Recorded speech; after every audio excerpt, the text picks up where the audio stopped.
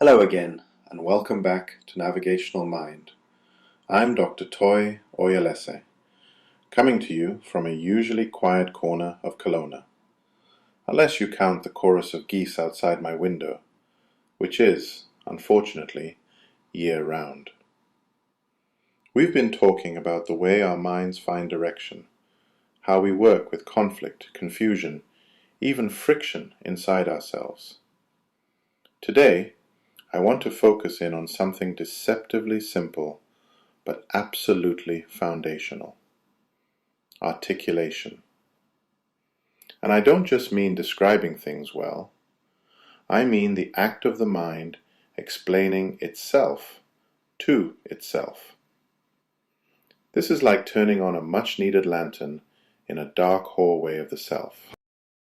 If you remember from our previous episode, we dug into how turning mental fog into clarity starts with articulation, using language, naming feelings, drawing rough sketches of what's going on inside.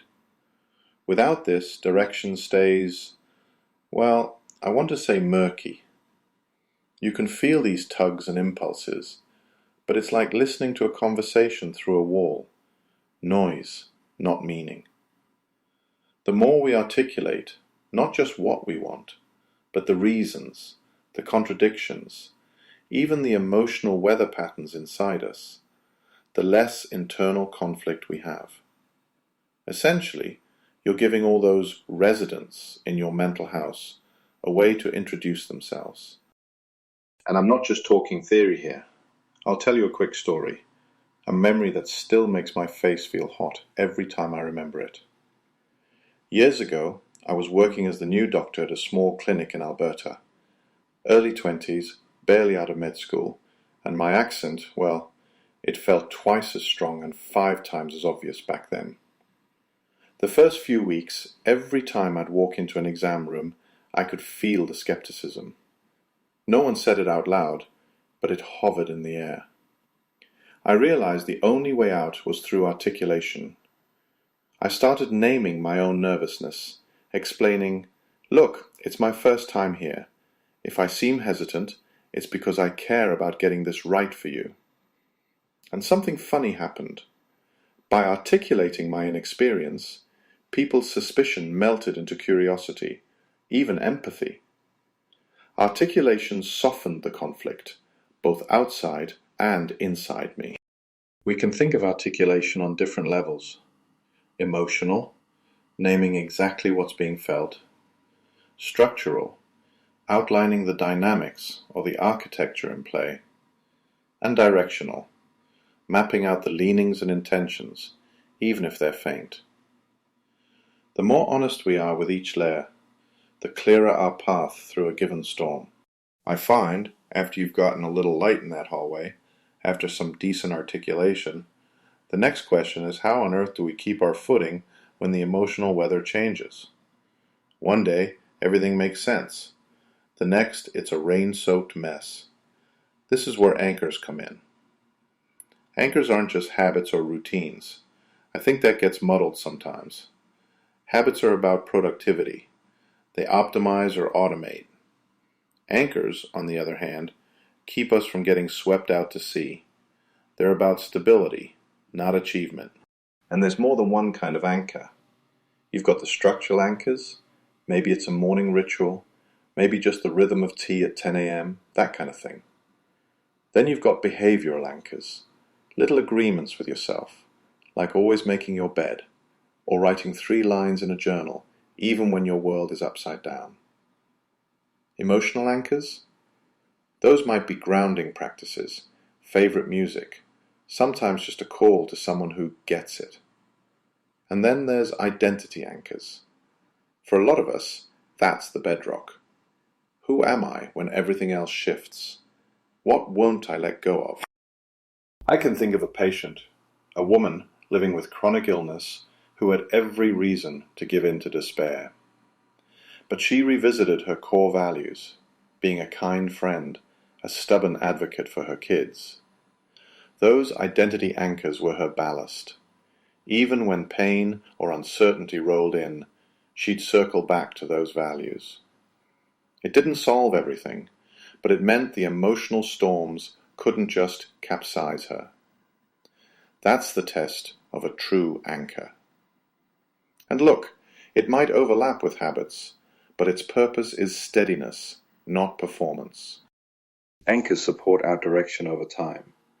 They're what you hold on to when the mind's internal compass is spinning, which, trust me, happens to everybody, even the experts. Now, once you've got a bit of clarity from articulation, and you've got stability thanks to your anchors, there's still one more layer holding things together, and that's rules. Not the kind you find hanging in a school hallway, but the internal agreements the mind makes with itself. If you think about it, these are the house rules that protect your internal coherence, especially when things get turbulent. There are a few types: boundary rules, behavioral rules, identity rules. Boundaries might sound like, I won't go down that self-critical rabbit hole past midnight. Behavioral rules could be, if I notice certain warning signs, I pause and check in. Or, I triple check before I hit send on an email when I'm out of sorts.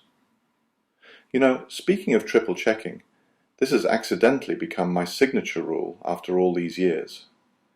I always joke about it on the podcast, but it started out as pure self-defense. Early in my practice, the stress of new diagnoses, especially those tongue twisters, would make me second-guess everything. So I made an agreement. If I can't pronounce it with confidence without looking at my cheat sheet, I double, or honestly triple, check before saying it out loud. It sounds silly, but it became a pillar for my self-trust.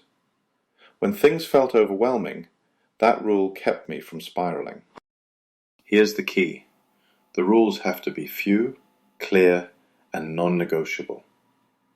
If your mind tries to keep track of 100 soft, shifting agreements, that's not structure, it's chaos in disguise. The point is to protect your coherence, especially in hard moments, by having just a few house rules the mind can fall back on, no matter what storm is raging outside. Think of it this way. Articulation reveals what's true for you. Anchors hold you steady. And these handful of clear rules, they guide your actions, especially when internal weather turns unpredictable. Altogether, they form the backbone of what we've been calling directional identity, a system for moving, not just surviving, when clarity, motivation, or certainty dry up. Before I let you go, just remember, your mind doesn't need to conquer chaos or outmuscle uncertainty. Navigation isn't about brute force or confidence, it's built on structure. Articulation gives that structure a shape. Anchors give it stability, and rules give it coherence. Hope this episode gave you a couple of footholds for the next time your mental weather turns. We'll keep building on these foundations together in the episodes ahead. Thanks for listening.